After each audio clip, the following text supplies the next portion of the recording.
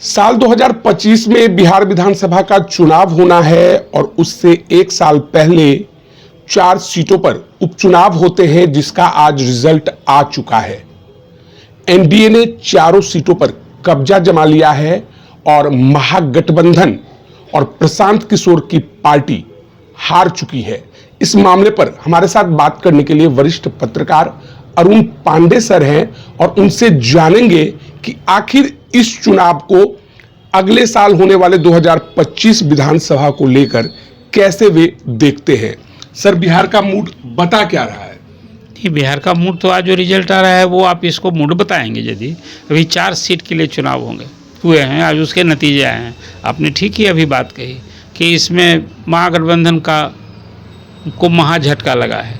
महागठबंधन का सुपरा साफ हो गया। 3 जीती हुई सीटें एनडीए ने जीत ली है, कब्जा कर लिया है। तो अब इसका क्या संकेत होगा? देखिए, अभी साल भर है चुनाव में। इस संकेत को यदि मानेंगे, ये 4 सीट का चुनाव है, अब 243 सीट के लिए चुनाव होने हैं। तो ये 4 सीट से पूरा इस ट्रेंड को अभी हम नहीं सेट कर सकते हैं, इसलिए कि फिर कल चुनाव, अभी लोकसभा के चुनाव में आपने देखा जिन क्षेत्रों के आज नतीजे आए हैं उन इलाकों में महागठबंधन का डंका बजा था। ये बात मैं कह रहा हूँ कि रामगढ़ की सीट, चाहे बेलागंज की सीट, ये सब सीट या इमामगंज की सीट, छत्रराज हुआ करता था। नहीं, ये सारे इलाके वही हैं जहाँ की लोकसभा के पिछले चुनाव में महागठबंधन की जीत हुई थी।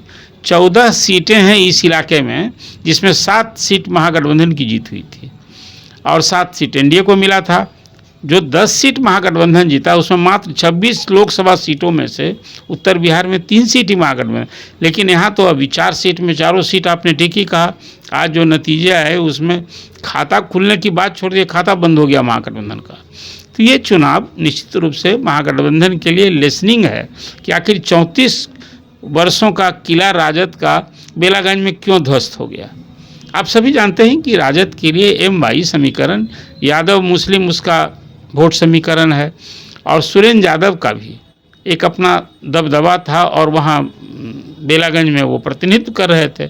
अब वो सीट उन्होंने खाली की और कोई बाहर नहीं गया, तो उनका बेटा ही लड़ रहा था। और ये लगता था कि बेलागंज के लोग क्या फिर जैसे सुरेंद्र यादव पर भरोसा किए हैं, उनके बेटा पर भरोसा किए हैं, लेकिन ऐसी कुछ राजनीतिक परिस्थिति बनी और विपक्ष के ने इस तरह से अपना ताना बाना खड़ा किया कि एक यादव कैंडिडेट दे दिया नीतीश कुमार ने मनोरमा देवी को, और उधर प्रशांत किशोर ने दे दिया एक मोहम्मद अमजद को, मुस्लिम कैंडिडेट को। तो ये राजद का जो वोट समीकरण जिसको कहते हैं वो एम/वाई दरक गया, उसमें संधमारी हो गई। नतीजा आपके सामने है। रामगढ़ की सीट में तो मैं शर्मनाक हार मानता हूँ। प्रदेश राजद के अध्यक्ष हैं, वो सीट तो एक परिवार की सीट पिछले 3 दशक से बनी है, और सीट में जगदानंद सिंह जीते, उनके सुधाकर सिंह जीते, फिर अब छोटा बेटा लड़ा है। और आज जो हार हुई चुनाव फिर में, वो मेन चुनाव में मुख्य मुकाबले में नहीं रहा, तीसरे स्थान पर हो गया, और बसपा और बीजेपी में मुकाबला हुआ वहाँ। तो ये हार को तो निश्चित रूप से महागठबंधन लिख ली। फिर मैं आपसे बात करता हूँ, ये आज का झटका है, ये महाझटका है, लेकिन ये चुनाव में अभी साल भर बाकी है। अभी साल भर में फिर जो पार्टी हारी है वो अपने हार के कारणों की भरसक समीक्षा आप ये कहना चाहते हैं कि अभी जो रिजल्ट आया है 25 का रिजल्ट उससे बदल भी सकता है? बिल्कुल। ये तो अभी ये इसको कह के कि आज एक क्लीन स्वीप न हो गया है। अभी महागठबंधन ने 4 सीटें जीत ली है, इसको क्लीन स्वीप कहते हैं। जैसे महाराष्ट्र में क्लीन स्वीप हो गया है, तो इसका नतीजा फिर रिपीट करेगा ऐसा मैं नहीं मानता हूँ। कल सर जब हम आपसे बात कर रहे थे तो आपने परिवारवाद को लेकर कहा, लेकिन आज के रिजल्ट पे अगर हम गौर करते हैं तो एक तरफ तरारी की बात करें या जीतन राम मांझी की बहू की बात करें तो जनता ने इन्हें स्वीकार किया, लेकिन जगदानंद सिंह के बेटे हो या कोई और हो, सुरेंद्र यादव के जो बेटे हैं, वहां जनता ने परिवारवाद को नकार दिया। इसको आप किस रूप से देखते हैं? देखिए, परिवारवाद राजनीति में अब कहने भर के लिए एक दूसरे पर हमला करने का मुद्दा हो गया है। कोई पार्टी इससे अछूती है क्या? प्रधानमंत्री नरेंद्र मोदी परिवारवाद की बात करते हैं विपक्ष के नेताओं पर, और भ्रष्टाचार की भी बात करते हैं। मुद्दा तो है ही, ये सचमुच में परिवारवाद की बात होती है तो आम राजनीतिक कार्यकर्ता बेचारा उसका अवसर मरता है कि भाई कोई नेता का बेटा ऊपर से आता है जो कभी संगठन के लिए काम नहीं किया, कभी जनता के बीच नहीं गया, और टिकट मिल जाता है, वो जीत जाता है।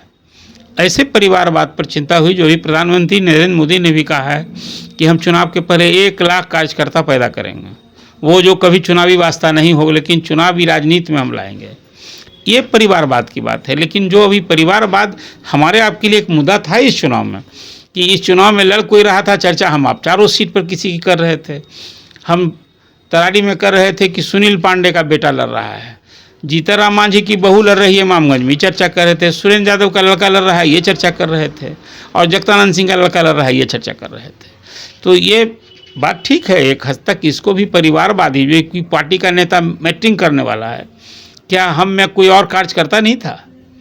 कोई जीतनराम मांझी जिस क्षेत्र से प्रतिनिधित्व, उनके बेटा यहाँ मंत्री हैं, उनकी बहू फिर वहाँ एमएलए, तो एक विषय है ही चर्चा का। लेकिन एक जगह वही परिवारवाद चला, दूसरा जगह कोई हार गया, तो ये परिवारवाद मुद्दा सिर्फ आरोप प्रत्यारोप पलटवार के लिए है। जनता यदि इसको सचमुच में ये मुद्दा यदि मैटरिंग है तब तो सब जगह इसको लोग नकारते। इसलिए मेरा ये कहना है कि देखिए, मुद्दा कुछ और स्थानीय मुद्दे होते हैं, वोट समीकरण जात के आधार पर होता है। आपने देखा कि यादव अपने यादव को चुन रहे हैं, मुसलमान अपने मुसलमान को चुन रहे हैं, तो वोट बैंक। तरारी की बात करें तो यादव ने वह यादव को वोट नहीं किया है।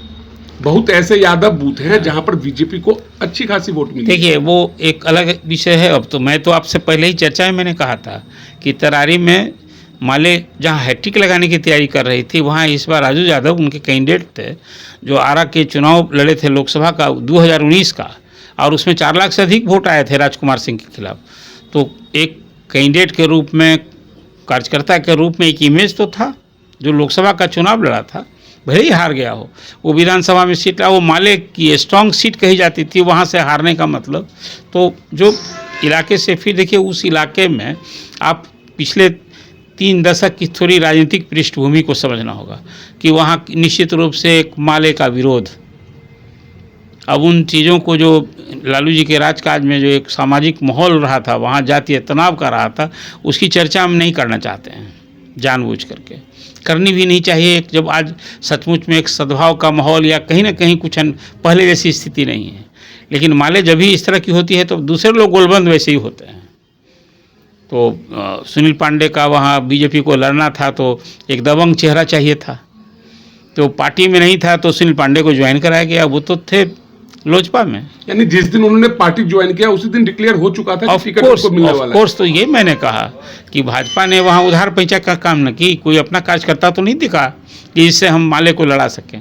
लाया, वो प्रयोग सफल हो गया, और जो शानदार जीत हुई, तो ये माले के लिए चिंतन का विषय हो सकता है। लेकिन भाजपा तो गदगद है, स्वाभाविक है कि भाजपा माले की सीट जीत ली, भाजपा राजद की सीट जीत ली, और आगे वाले चुनाव में नेचुरल है कि इस चुनाव से एनडीए का तो गदगद मन रहेगा, और होगा कि इस जीत को हम फिर आने वाले चुनाव में उसी ढंग से दोहराएं। लेकिन कहा कि अभी साल भर चुनाव पर है, अभी आज के ही नतीजे को फिर हम उस दिन के चुनाव में 4 सीट के चुनाव को 240 सीट के चुनाव में हम कन्वर्ट करेंगे, तो हमको लगता है समय से पहले का किया गया आकलन होगा जो बहुत हद तक सही नहीं निकलेगा। सर, प्रशांत किशोर खुद को बड़े रणनीतिकार बताते हैं, और जिस दिन उन्होंने पटना में पार्टी का ऐलान किया था तो उन्होंने कहा था कि अगर आपको नेता बनना है तो हम रणनीति बताते हैं। आखिर उनकी रणनीति कहाँ फेल हो गई? रणनीतिकार तो किसी को, देखिए, हम आपको सलाह देनी होगी ना, तो बहुत नेक अच्छी बड़ी सलाह देंगे, कुछ व्यवहारिक कुछ अव्यवहारिक, एक इमेज बन गया है। वो खुद भी कहते हैं, हम लोगों ने मान्यता दी है, वो कहते हैं कि हमारा 100 करोड़ फीस है मेरा, कम से कम। हाँ, वही मैं आपसे बात कर रहा हूँ। यहाँ नीतीश जी के को भी जब सलाह दी होगी तो यहाँ भी 100-200 करोड़ लिए होंगे, तभी ना सलाह दी जो 100 करोड़ फीस। और नीतीश जी कहते रहे भाई कि हम प्रशांत किशोर की ही रणनीति से मेरी सफलता मिली है। देखिए, हमारे जैसे लोग, आज भी मैं मानता हूँ कि 2015 के चुनाव में जीत थी लालू और नीतीश कुमार की एका का फल था, पिछड़ों की गोलबंदी का वो फल था। यानी वो क्रेडिट प्रशांत किशोर को नहीं जाती है? कहा नीतीश, नहीं, नीतीश कुमार कहाँ दे रहे थे? नीतीश कुमार तो कहा प्रशांत किशोर के कारण ही जीत हुई, साथ रहे तभी ये बात दोहराते रहे थे। मैं ये बात नीतीश कुमार की कह रहा हूँ भाई, जिसने सलाह ली और दी होगी तो वो तो कह रहे थे, देखा आपने। फिर उसके बाद प्रशांत किशोर को अपना सलाहकार बनाया, कैबिनेट मंत्री का दर्जा दिया, सरकारी पद दिया था। उस समय IAS अधिकारियों में कोहराम मच गया था भाई, हुई ही कि सीएम के रहते कोई एक आदमी को आप बैठा दीजिएगा, वो हम लोग को डिक्टेट करेगा कि कैसे प्रशासनिक सुधार हो।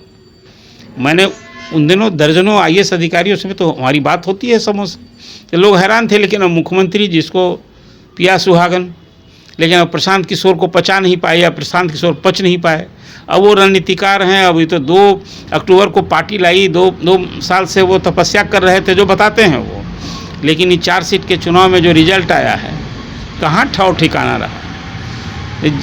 चुनाव में चर्चा उसकी होती है जो जीतता है, या कम से कम जीतते भी पिछड़ जाए, मतलब रनर नहीं, विनर नहीं तो रनर, न वो रनर न विनर। अब एक जगह की आपने चर्चा की कि भाई वो फैक्टर रहे, उनके कारण हार गया, तो इससे प्रशांत किशोर की दुकान थोड़े चलेगी पार्टी की। ये भी आप 243 सीट लड़ेंगे, वापसी सत्ता में आएंगे, सरकार बनाएंगे, दावे बहुत है। दावा करना तो बहुत सरल है, लेकिन दावे में दम दिखे सो नहीं दिखा इस बार। अब आगे फिर वही मैं कहता हूँ, फिर साल भर है। वो अपने इन कदमों में, अपनी राजनीति में, अभी कैंडिडेट चुनाव में जाने के पहले 2 कैंडिडेट बदलना पड़ा, घोषित कैंडिडेट बदलना पड़ा। ये क्या दर्शाता है? इसका मतलब है कि आप होमवर्क बहुत कम, नहीं, होमवर्क कमज़ोर है। आप जिसको कैंडिडेट बना रहे हैं वो वोटर ही नहीं है।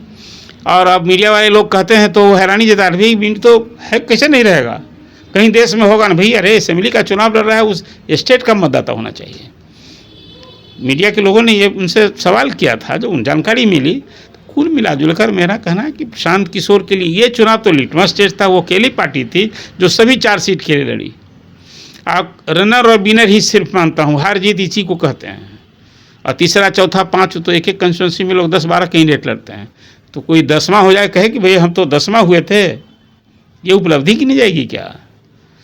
इसलिए मेरा ये कहना है कि प्रशांत किशोर के लिए ये चुनाव जो लिटमस टेस्ट था, इसमें तो कम टेस्ट में फेल हो गए हैं।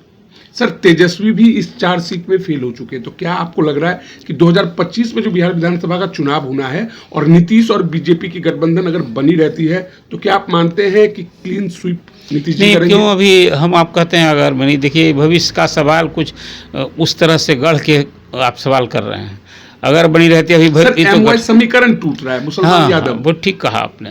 तो अब रही बात कि वो जो मैंने पहले ही आपको कहा कि तेजस्वी नहीं सुधरे, नहीं सुधारे, अपनी रणनीति की समीक्षा नहीं की, जो कहते हैं A to Z की डेज पार्टी बनाएंगे, तो सिर्फ कहने भर से नहीं होगा। अभी तो जो है वही छिटक रहा है। जो रिजल्ट सामने है बेलागंज की, जो रिजल्ट सामने है रामगढ़ की, कि वहाँ यादवों साथ नहीं दिया है, यहाँ मुस्लिम और यादव भी चिटक गए। तो आने वाला चुनाव, तो इसलिए मैंने कहा कि राजद के लिए लेसनिंग है, महागठबंधन के लिए लेसनिंग है। अब उन्हें क्या करना चाहिए, सलाह देना मेरा काम। तो रणनीतिकार रहे नहीं, प्रशांत किशोर की भूमिका में है नहीं।